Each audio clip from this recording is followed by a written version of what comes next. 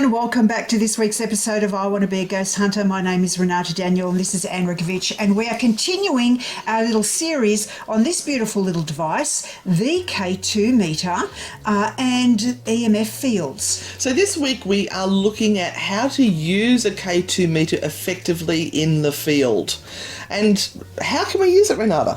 Well, look, first of all, as we mentioned before, you are looking to find all the man-made EMF fields, electromagnetic fields, in the environment that you are investigating. Once you've pinpointed those, remember where they are, because it's going to be really, really important for you to remember where those EMF fields are when you start your investigation. And of course, when we start our investigation, what we're trying to do is elicit some form of contact between us and the spirit world, or the energies or the entities, whatever you want to call them, that are in that area. So we can use this little device by turning it on, number one, and getting it to the green light first. Right, so we want it just to be on that green light without anything else. That is our baseline. So we're looking at placing it somewhere where we get just that green light.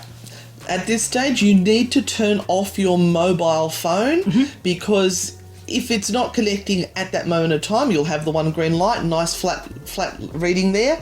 But as soon as your phone goes to reach out to see if there's any signals or messages, it will start to activate this meter, which means you're getting a false reading. So it's not even aeroplane. You've really got to turn them off completely in an investigation. Yeah. Again, depending on how serious you want to be, of course. Yeah. You want to have a little bit of fun, don't worry about it. But if you're really, really serious, do the steps that are required so that you can get the greatest performance out of the devices you've just spent money on. Yeah. So we were looking for that green light. We place it down somewhere where we're not walking around with it or moving it around, because we will get false positives by doing that. We want to keep it stable. Keep your thumb away from that button there as well, because if you lean your thumb on the button, you can actually get false readings as well. Yep. And then I guess the best thing to do is to just let it sit for a while and see whether anything happens first and foremost. So you don't have to elicit contact. You don't have to say, "Spirit, are you out there? Can you give me a sign?" Just sit with it and learn to have patience first and see what happens. If after a few minutes or 5 minutes or 10 minutes, if you can wait long enough, nothing is happening, that's a really great sign that you've got a stable environment to work in. And that's when you can start to call out and ask those questions that you're hoping will bring the spirit energies closer to you, so that you can see the fluctuations on these things start to happen. And it's always good to use simpler words. If you think of the entities as being from a time gone past, you don't want to say then, "Can you come near my K2 and make the lights flash?" Because they'd be like, "The what? The hey what?" Just say something like, "I have a box in my hand that has some lights on it. If you come over and try to touch that for me, it might make these lights flash for me." Just use words like that, and that will make it easier for them to manipulate or change the environmental conditions without saying, "We need you to change the environmental conditions." Yeah. Just come and touch my box. Absolutely.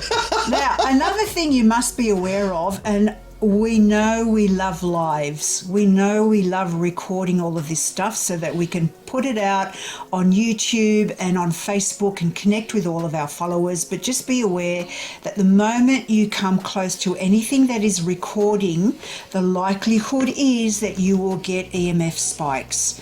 So it might look really good on camera that you're getting an EMF spike, but it's actually a false positive. Okay, I was putting my phone up to it. You're not getting anything other than a man-made electrical field, electromagnetic field, coming into contact with this. Anyway, that's enough on the EMF meters for this week. One other thing, just watch magnets, particularly on wallets and bags, because they can set them off as well, and taxis going past. Yeah, we hope you're enjoying this little, these few episodes on EMF meters.